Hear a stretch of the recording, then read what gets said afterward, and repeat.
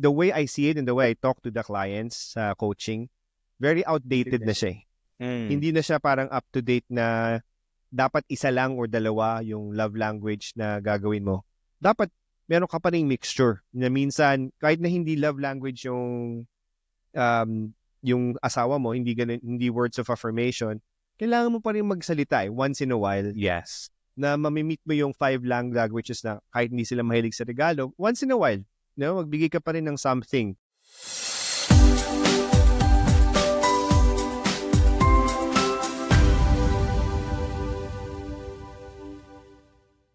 Hello mga kababayan, welcome po sa ating Pinoy Husbands Podcast. Ako po si Norbert at meron po akong asawang German.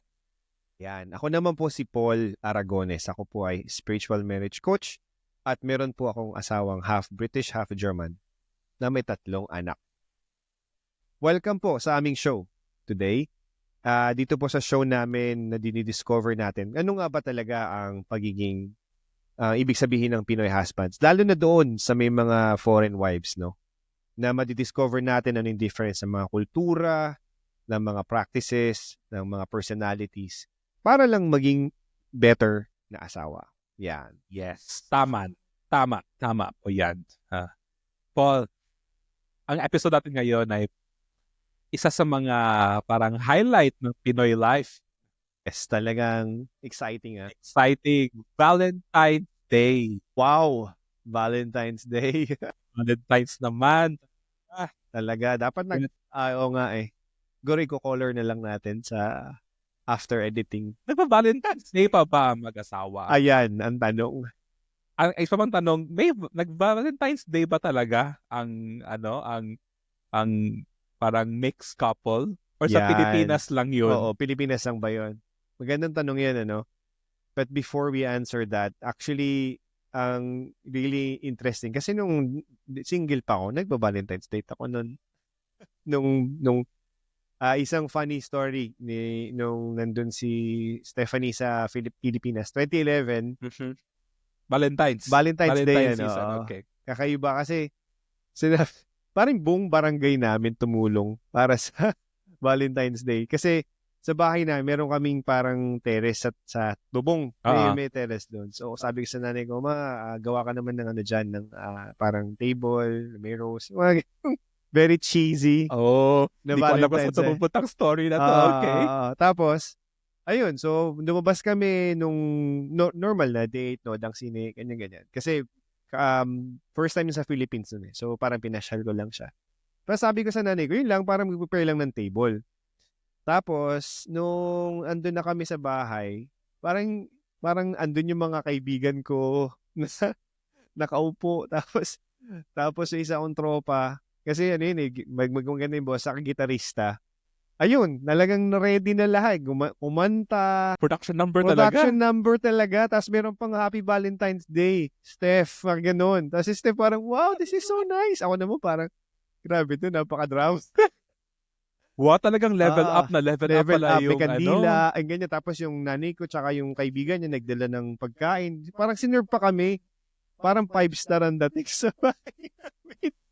Experience nyo ba yun mga kababayan? My goodness, grabe. Wow, ha? Oo, iba talaga. Bayanihan para sa Valentine's. Bayanihan para sa Valentine's. Para bang mapangasawa ko daw siya. Yung mga talagang makuha ko na yung puso. Yan. Kaya talagang ibang-iba yung experience na yun. Hindi ko makakalimutan yun kasi nga talaga yun. Wow. It's next level talaga. Next level. Na-observe ko sa Pilipinas talaga na medyo malakas tayo sa Valentine's. Oo. Lalo na yung mga napapanood natin, no? Talagang madrama tsaka talagang sobrang mahilig tayo hindi naman nangyayari sa totoong buhay yun. Mahilig tayo sa love team. Mahilig ang Pinoy sa rom-com na mga alam mo na talaga ang mangyayari sa story. Yan, parang may fascination kumbaga sa Valentine's. Totoo yan. Yung ko naman, yung experience ko naman na hindi naman ako masyadong ma-Valentine's talaga. Kasi prating busted naman dati. So wala talagang Valentine's, di ba? Talaga? Pero may naalala ako na isang experience dati na na yung kaibigan namin, yung barkada namin, parang may may Valentine date siya. Wow. Di ba? So, Oo. parang talaga ang saya namin para sa kanya. So, feeling ko, naalala ko, pagkatapos yun ng work, pumunta kami lahat ng buong barkada, pumunta kami sa flower shop para bumili para tulungan siya magpili ng bouquet. Diba? So, para talagang buong tropa, Oo, parang buong tropa, no? supportive. Parang Oo. kami yung nag-organize sa Valentine's mo. Wow, Parang grabe. ganon. So, walang kaalam-alam ang babae. Oo. Tapos, pumunta kami, tapos parang tinulungan namin. And dun, happy lang kami talaga sa friend namin na Oo. nakapagbigay siya ng flowers. Ayan. And isa pa din sa na-notice ko dati na kahit sa school nga namin nung sa university na parang pag Valentine's pwede kang magbayad ng may mga grupo-grupo dyan na nagkakanta, di ba? Oo. Parang, sorry, excuse me ma'am, we disturb the class, and then we have a song for this and this, and then May ganun sa inyo sa classroom. oo, Tapos yung mga teacher, game din. game din ng teacher, so may pumapasok, tapos may kumakanta, Talaga? may message singing telegram, kung I'm like, wow. So yun, nabibuild up yung parang expectation or parang, Yan. level ng love at saka yung Wow. Valentine's. Yeah. For our foreigner friends, I think you have to understand that Filipinos are very romantic. No? We are very I used to say to Steph actually that we are the Latinos of the East. Wow, malaking claim na. Latino lovers of the East. Yan, yung sabi ko kay Steph. Kasi nga, yun nga, iba yung dating ng natin parang Valentine's. Parang talagang napaka-special eh. Yeah, and I mean, para sa akin, para talaga tayong napaka-sensitive tayo sa ganyan. Para bang, in a way, hindi naman masama na parang we really love the idea of love. Kumbaga, and then naha-highlight siya sa Valentine's na para kasi parang feeling ko masyadong sobra na din. Yan. It's not a bad thing. Yeah. Ako ata yung isang year na I think bago pa kaming kasal nun, like mga second year or first year of marriage namin. Tapos nakikita ni Sophie na pag-scroll niya sa Instagram niya, sabi niya, "Oy, grabe talaga kayo sa Pilipinas, no? Yung para bang yung decoration ng mall, parang Christmas ang Valentine's, parang may heart everywhere." Yung mga friends na parang kilala namin, parang may celebration talaga. And para talagang fiesta ang Valentine's. So, totoo yan. Yun ang parang, sabi ko nga, oo nga no. Kasi dito wala namang masyadong ganap sa Valentine's. Hindi ganun ka big deal dito. Kasi hindi nga talaga big deal. And to think, pati si Steph, no, yung pati mga kanta daw natin, mga songs, napaka-cringe. Yung term na, it's so cringe. Yun yung sinasabi niya na, iniwan mo ako, yung ganyan, mahal kita, yung ganyan, kahit na buwan. Basta, yung mga abangers na mga songs, yung parang mga hugot na songs. Yung ganun, lahat daw, laging ganun. Parang hindi niya magets na, mga Pinoy talaga, napaka-emotional. Emotional tayo. At saka, isa pa yung mga, like, lang ating music, for ang OPM natin. Parang, nabubuhos natin yung emotion sa kanta. I think it's one good thing that we really express. Yes. I'm sure magagawa tayo ng episode sa talking about karaoke, pero parang ako din yun. Parang correct. Parang nawawala yung stress ko pag nagkakaraoke ka. So natural lang sa atin na maging expressive sa ganyang bagay. Totoo yan. Actually, minaalala nga ako nung napanood ko sa YouTube. Nakakalungkot yung bang, alam mo yung typical na pag nabasted ka, 'di ba, sa movie, yung meron uulan, tapos iinom ka ng beer, tapos uupo ka lang, 'di ba? Kasi nga nabasted ka. Meron pala totoong ganun na tao. Wow naman. Parang merong kapitbahay na nag-video sa kanya.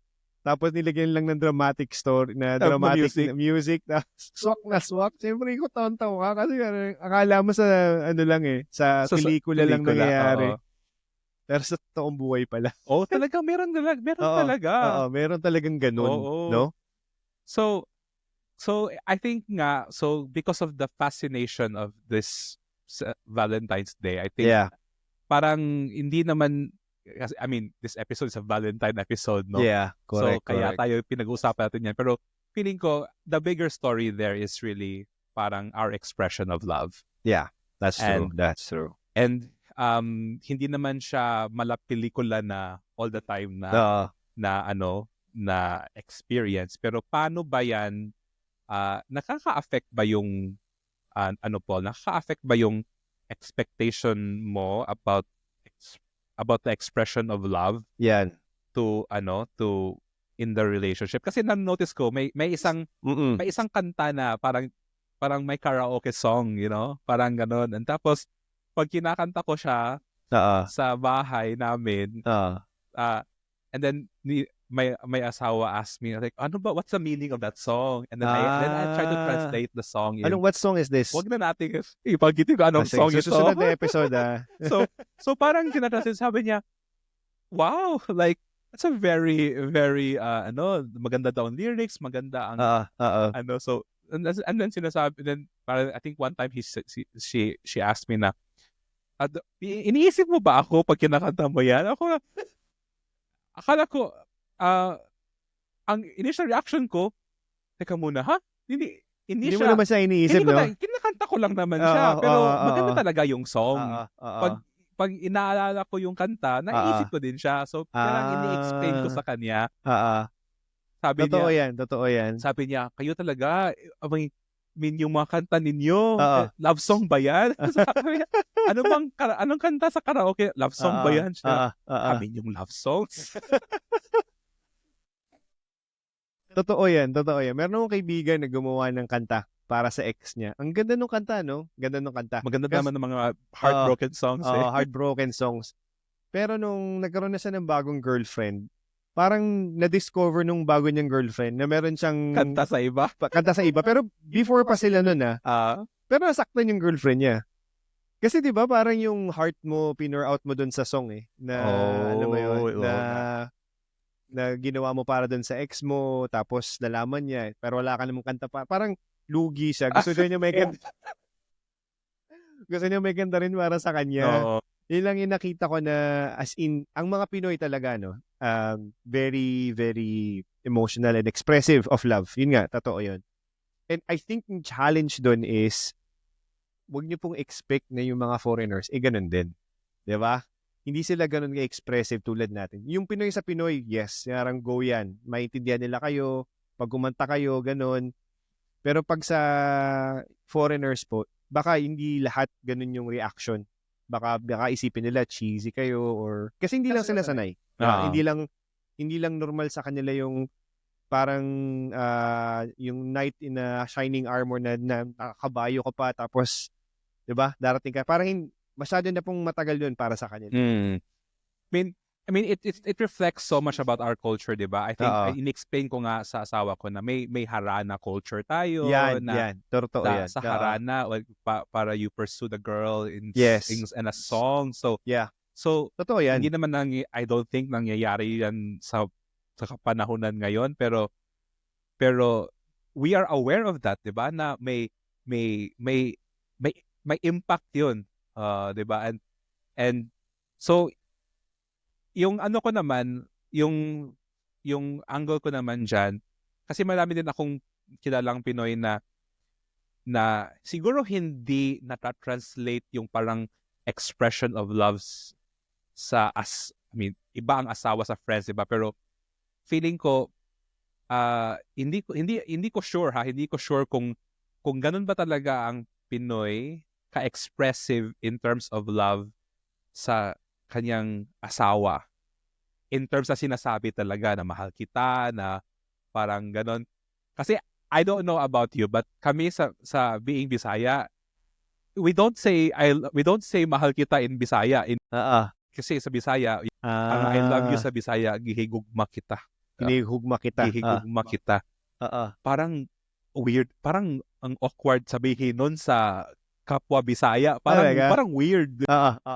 I mean, I'm sure it can do that, but it sounds very formal. It sounds very yes, professional. Oo, Kumbaga. oo. So, So, anong sinasabi niyo sa Bisaya? I love you. Parang ganun. But, English. oh, English. English. So, I mean, personally, I think for me, hindi din siya naging masyadong natural agad na parang, Oo, oo. So, mas parang, para feeling ko nga, dinadaan sa kanta, di ba? Para lang ma-express. Oo, Hindi oo. talaga agad masasabi na Oo, mahal oo. ko talaga kita. Oo. Parang kailangan mo ng Mm. masyadong maraming courage para Oo, oo. mag-express ng something. So, nahihirapan ang parang authentic expression na Right. dadaan na lang sa kanta. So, pero Ah. nung so feeling ko kahit na sinasabi natin na tayo mga Pinoy ay napaka-expressive sa love, Mm, pero mm. feeling ko minsan parang dinadaan lang natin sa kanta. Yan, yan. Hindi siya masyado talagang, hindi ko sure kung talaga bang sincere naman, pero hindi ako sure kung talagang very expressive tayo, especially in words, ha? Like, iba-iba naman ang expression, di ba? So, yun ang Yan. feeling ko na medyo pinag-iisipan ko pa kung paano ba talaga. Yan, yan. Ayun yung darating yung sinasabi natin na love language, no? Kasi ang love language is 5. Ano ba yun? Ano ba yung 5 love languages? Yun yung sabi ni Gary Chapman. So, sa 5 love language, ang sabi doon, number 1 is yung quality time. No? Kung gaano kayo katagal mag-spend ng time together. Yun yung isa sa expression of love. The second one is words of affirmation. Yun nga, yung I love you, ganyan-ganyan. So, isa yun. Number 3 naman is yung physical touch. Kumbaga, holding hands, hug, ganyan. Tapos number 4 is acts of service. So yung parang yung naglilinis ka, nagluto ka, ganyan. Tapos number 5 is yung gifts. Yung nagbigay ka na regalo. Tapos, I think more on the thoughts, not yung material. So, yun yung number 5. I do believe na ang Pinoy, lahat yun minsan inaano natin. Sinusolve natin. And yun nga, parang yung pagharana, tingin ko yun yung parang, hindi ko rin siya pwede siyang words of affirmation, pero parang iba siya. Iba yung express. Combination siya ng lahat. Combination siya ng lahat na alam mo yun, na hindi mo siya, parang ginawa mo siyang something special. May production level in that, na i-express mo lang yung love mo, ganun. Kasi ginagawa mo lang yun sa Western society. Pag mag-ano ka, propose, doon ka lang mag-iisip ng mga ganun, o paano ba ako magpo-propose nasa yung sasabihin ko ba sa kaibigan ko, yung mga ganung plano. Pero sa proposal lang yun. Sa mga Pinoy, talagang parang, normal na ano na yun, no? Valentine's Day lang nga, di ba? Valentine's nga, oo. Pwede mo na siyang gawin. Naalala ko ngayon sa asawa ko, nasa China pa kami noon. Tapos meron ako mga Filipino singers sa isang restaurant. Tapos, dahil singers sila, sabi ko, pwede ba akong kumanta? Sino bang hindi singer sa Pilipinas? Yung nag-request lang sabi ko, Pinoy kayo, pwede bang mag-request ng isang song? Ganyan. Ang napansin ko lang doon is, yun nga, parang ang mga Pinoy, gusto talaga nila sabihin sa mundo na mahal nila yung yung taong to, ganyan. Wala tayong hiya ba na i-express yun. So, wag nyo lang pong i-expect na yung mga foreign wives ninyo, ganun din. Pwedeng ganun, pwedeng hindi, no? Lalo na po yung mga nanay at tatay ninyo na ganun. Baka hindi ganun yung expression of love nila. Na nung pagkabata, di ba? Oo. So, isang magandang aral po yan sa atin. And I think yung natutunan ko over the years, kasi in our own, yung lumalaki, your own family, hindi naman kasi kami masyadong expressive through words ng love. Right. Hindi, not necessarily na, like, we don't tell each other na, okay, I love you. But hindi siya naging parang practice talaga. But when I got married, or even when I lived in South Africa, natutunan ko talaga na importante din pala na i-express mo siya really in words. Na really you really put a word into it. That you really say it na may miss mo yung tao, or na ito Totoo yung yan. nagagalak sa kanya, or whatever. It is really important to put words into those emotions. Yes. Actually, dun nga, sabi ko sa 5 love languages kanina, no? It's the way I see it and the way I talk to the clients sa coaching. very outdated na siya eh. Hindi na siya parang up to date na dapat isa lang or dalawa yung love language na gagawin mo. Dapat meron ka pa ring mixture na minsan kahit na hindi love language yung asawa mo, hindi words of affirmation, kailangan mo pa rin magsalita once in a while. Yes, yeah. Na mamimit mo yung 5 languages na kahit hindi sila mahilig sa regalo, once in a while, magbigay ka pa rin ng something.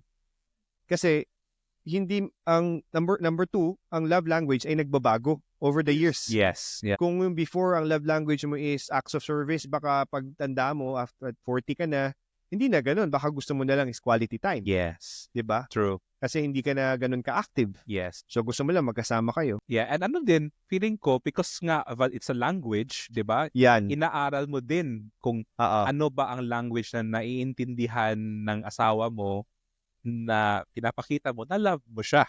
Yan. Hindi yun necessarily na yun ang love language mo. Yan. But, exactly. But kasi love language na yun, kailangan mo din parang kumbaga tumbasan yun para din malaman niya na nag-effort ka na mahal mo siya.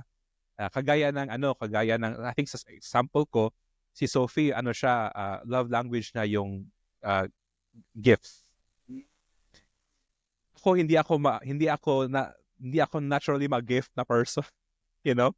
So feeling ko na pressure ako pag may regalo siya sa akin for birthday, mga ganyan na special occasion. Ako kailangan ko bang magbigay ng something? Kunwari, yung advent calendar, parang 24, ilang 12 days yun. 25. So, nung first time ko na nag-Germany, may advent calendar. Wala akong alam dun. Ano ba ito? So, parang may gift ka everyday na bubuksan. Struggle ko ng first kasi hindi ko alam kung anong gagawin. Tapos yung asawa ko, may binili siya na parang advent calendar. Nang galing ng concept niya, di ba? May parang, may binigyan siya na calendar na parang isang superhero socks per day. Wow! Ang ganda. Magaling. Galing. Pero na-pressure ako kasi hindi ako ganon. So, tinulungan ako ng kaibigan ko dito ng German na ito yung gagawin mo. Yan. So, hindi ibig sabihin na kasi hindi naman ganyan ang expression ko, hindi ko nagagawin. Yes. Pero so, nung nag-effort din naman ako, na-appreciate din naman ng asawa ko. So, ngayon, dadala na ako ng kahit mga small gifts lang, paminsan-minsan, para ma-appreciate naman niya na ine-effort ko na yung aralin ang love language niya. Ayan. That's good. I think yun din yung problema natin, mga magbuhay mag-asawa, yung the way we expect kung ano yung love language natin, ganun din yung love language nila. No? Dapat maintindihan natin na hindi parehas yung love language natin. Kasi usually, ang love language ng asawa is acts of service eh. Typical yun sa men na gusto mong pagsilbihan niya asawa mo. Pero ang expectation mo minsan sa asawa mo is physical touch. Pabalik. Pero hindi pala yun ang love language nila. Oo. So, kailangan din nilang ma-discover yun. Oo. Both ways. Both ways. Na ang love language po ay hindi parehas at hindi kung paano mo i-express, hindi rin yung gusto mong i-receive. So, yun yung very important roles, no? Lalo na po sa mga mixed couples dyan. Kasi hindi siya very obvious kung ano yung love language. So, minsan, kailangan mo talagang i-discover or may website or you can ask us. Kasi may mga test din, di ba? May mga test din. And take them regularly, like after 5 years, kasi nagbabago siya. True. So those things po, you can always count on us to also reach out to us kung gusto niyo pong matuto more on these things. Yeah, tama. Kasi ang nakakatulong talaga siya at nakaka-give ng peace of mind sa'yo din. Kasi alam mo din kung paano ka mag-express at paano ka magre-receive ng love. Yan. Totoo yan. Very important po yung expressions of love natin na ma-feel. Kasi nga, ang natutunan ko nga growing up din with my mentor, no? Ang tao po kasi parang tank yan eh. Which is yung tinatawag nilang love tank. So, pag ang asawa mo walang love tank, hindi siya makakapag-express back ng love. Yes. So, ang love is parang kailangan mong i-fill. Parang kailangan mo Constantly punuin o punuin, no? konstantein. Pupunuin mo siya. Pag puno na siya sa asawa mo, then you can expect na Mag-overflow din. mag-overflow, mabibigay niya ulit sa'yo. Tapos, ikaw naman, as a person, mawawalan ka rin ng love tank. Mauubos din yung, yung love mo sa tank na yun, di ba? Kailangan mo rin ma-feel ng love ni Mrs. para ganun din. So, ang challenge then is, minsan, parehas kayong walang empty parehas yung tank niyo, di ba? Paano yun? Paano yun? So, watch out for Nipo. So paano yun? So, ang pinaka-importante dun is, talaga number one, ang love is, you have to get from God. Kasi God is God is infinite. love. Yeah, God is love. Infinite yung tank niya eh. So, pag hindi mo na nare-receive yung love sa asawa mo at hindi ka rin makapagbigay, kailangan talaga may factor si God na, Lord, parang you really spend time with God, you ask God for self renewing of the love that you have, and that's the only time that you can be unselfishly give back to your wife. That's true. Give That's to your true. wife. Kasi nga pag in-expect mo na yung love mo ay ma-fulfill lang ni Mrs., then that's a problem. Kasi ganoon din si Mrs. expect niya na yung love niya ma-fill up mo. Mauubos talaga. Mauubos talaga siya. Kasi di naman tayo ang source of love. Yan. 'Di ba? Yeah, correct. The real source of love is really God's love. Yan. And I think yun na talaga ang kokompleto sa relationship, and kasi yun naman talaga ang punot dulo ng relationship na ito. Okay. And number two, aside from God, you also need some support from your colleagues and your friends na, ang tawag ko nga dun, small group accountability group for both of you, na you need to have met regularly. Kasi meron, ang fact kasi sa divorce rate, they said 75% of people who got divorced is yung mga friends nila divorced din. So in short, they were surrounded by divorced or separated couples. Your mindset, ang sabi nga nila, yung birds of the same feather, di ba? Flock together, or proximity is power. Totoo yun. Kung sino yung kasama mo lagi, kung kasama mo lagi yung mga asawa nila naghiwalay, maghihiwalay din kayo. Sheesh. Yeah. So, very important. Parang show me your friends and I'll show you their future. Parang yan, ganon. totoo yan. Oo, totoo talaga yan. Kahit sa business Oo. Di ba? Oo. Parang kung marami kang mga business-minded na may vision, ganun din yung mangyayari sa'yo Pero totoo din yun sa buhay mag-asawa. Yeah. So, you also need to have that group na who celebrate you guys, to help you guys. Pag may problema kayo, pwede silang lumapit sa inyo. Yan. And finally, coaching. You need mentors or coaches in your life para mag-grow yung relationship nyo. I'm very thankful sa life ko, Kasi kami ni Steph, yun nga, you've heard our story in previous episode. We would have separated a long time if we don't have mentors and coaches. Kasi especially sa kwento natin, yung paano tayo lumaki, kung yung mga nanay at tatay natin naghiwalay na po, huwag niyo pong expect na alam nila kung paano nila kayo tulungan. It's just a harsh reality. Siguro mabait yung nanay niyo or tatay niyo, pero you need people na you can look up to in their challenges on how they can help you become a better husband, better wives. That's true. And isa din sa I mean, 'di ba you have, it's important na may role models, 'di ba? Yes. Na hindi naman sila perfect, wala kasi namang perfect, pero iba din yung may kaibigan ka or may kasama ka na nakaka-relate, nakakaalam, at saka may malasakit talaga sa inyo. Kami ni Sophie, we're really thankful na we have like friends na like you guys and ibang friends namin na pareha din yung parang mix din na couples na para bang kumbaga nagkakaintindihan kami na talaga ito talaga ang may makakashare kayo ng mga light moments, at kasi yung mga problema yun na medyo kailangan ng prayer together, naka-carry yun. And so I think it changes the whole thing. Yes, totoo. I do believe, sabi nga nila yung it takes a village, diba, to raise a child. I also believe the same way. It takes a village to protect the marriage. Kasi pagka ina-isolate nyo po yung sarili ninyo, lalo na sa mixed couples, ang challenge eh. Pag mixed couples kayo, tapos nasa ibang bansa kayong nakatira, wala kayong masyadong Oo, kaibigan. mahirap eh. Parang Oo. kayo-kayo lang, di ba? Oo, mas more or less, mas magiging difficult yung marriage nyo pag ganun. So, find a community, find a mentor, and find God. Yes. That's, I would say, the really important. That's very important. Speaking of community, pumunta po kayo sa aming Facebook page. Yes, yeah. Mga Meron po Pinoy tayong- Husbands. We have a Yeah. community there. Sign up po kayo para naman makilala namin kayo at saka Yan, mag-share yan. tayo ng mga experiences Yes. natin. Totoo yan. Doon po, pwede niyong sabihin yung mga problema ninyo sa mga asawa ninyo. May mga tanong kayo, meron tayong mga replays nito, no? Mga messages namin, meron kami mga freebies na pwede namin ibigay. So, join us. At sa ngalan ng pag-ibig at saka bago tayo mag-wrap up ng ating episode, tandaan po natin na talaga namang ang Valentine's Day ay hindi lang siya isang araw. You know? Totoo yan. Correct. Importante naman talaga ay hindi ang Valentine's Day itself.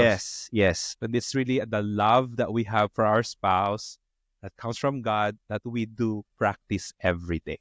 Yeah. Be expressive of your Yes. love, right? I think that's... And don't be shy. Like, go for it, di ba? Yeah, correct. You know, you have to let your wives know na mahal niyo sila. Hindi naman pwede yung lagi na lang na pera ang pag-uusapan or Problema, pera. Di ba? But so, always express na mahal niyo. Kasi maganda naman talaga ang my love. Yan, yeah. Hindi po siya, hindi siya nangyayari every day, di ba? I mean, may mga tao talaga na naghahanap talaga ng love. So, ikaw, may asawa ka, like, you're very fortunate. You're very blessed, no? Yeah. That you have a wife. He who finds a wife finds favor in the Lord. Wow. Very, very deep yan. Kasi hindi po lahat talaga may asawa. Lalo na po dito sa Berlin, maraming single, lonely. Mahirap talaga. Mahirap ang buhay sa paghahanap ng totoong love. Yan. Hindi siya madali. So yan po ha. Ang dami na. Ang dami nun. Ang dami nangyari. Sa usapang pag-ibig. Oo, dami. Pwede ito mga 1 hour na usapan. Pwede natin ituloy. Nagsimula sa Valentine's Day. Diba? And, di ba pa yung plano na Oo. napunta lang dito? Kasi yun naman talaga ang essence ng Valentine's. Yeah. Love. So, sa ngalan ng pag-ibig ulit, ay challenge po namin sa inyo ngayong araw ng mga puso ay ang pag-choose your date. Ano ba yan? Paul, paki-explain mo na lang anong choose your date. Ang amin pong challenge sa inyo ay, since it's a Valentine's Day, na usually ang ating response is to always have a date, no? Yeah. But ngayon na tulad natin na may mga asawa na tayo, minsan nawawala talaga siya. Minsan hindi na natin nagagawa kasi may mga anak na, ganun. So, we encourage you and challenge you actually to find a date. It could be a lunch date, no? Na after lunch, pwede kayo, 12 o'clock in the afternoon, pwede kayo mag-date. Pwede rin kayo mag-date sa coffee during 3 p.m. or coffee date. Coffee drinking. Yeah, coffee drinking. Na pwede nyo i-meet yung asawa nyo sa office nila for coffee. At least yung mga bata nasa school pa. No? Or house date. Kaya sa bahay lang. No? Na make it more special. Siguro may kandila, may music. You know? Mga ganong... Mga karaoke songs natin siya. Tapos maglagay ka ng flower. Yes, yun. Make it just a bit more different than the usual dinner. Pa-chocolate din. Ayun, may chocolate din. Magsuot ka ng maayos na damit, no? May polo. Maligo ka naman. Ayun, maligo. Please. Parang awa mo. Maligo ka. Ayan. Or movie date. Yes. Yung ganun ba? Minsan, hindi naman kailangan laging extravagant yung date niyo eh. Importante lang may date kayo. At importante na talagang may oras. At talagang sinasabi mo na this is time for you. And this is a time that we sort of just celebrate our love. Yun. At isa pa sa challenge na yan, mga kaibigan, kung pwede lang naman, pag nag-date kayo, pag-post kayo ng picture at i-hashtag nyo Pinoy Husbands. We're so happy. Ang success po namin dito ay ang success din yung mag-asawa. Gusto lang po talaga namin tayong, supportahan sa iyong dream. Ayan, Goal. totoo yan. At dito po ay nagtatapos ang aming episode. Happy Valentine's Day Yes! sa inyong lahat. And we do hope that your marriages will last longer, go stronger, for the better. At lagi po natin tandaan, mga Pinoy husbands, na hindi po natin hangad na maging perfect na husband. Yes. Mag-effort lang po tayo para sa ikabubuti ng ating mga relasyon, para tayo yung maging isang mabuting Pinoy husbands. Ayan. Maraming salamat po. Till next time. Bye-bye. Bye!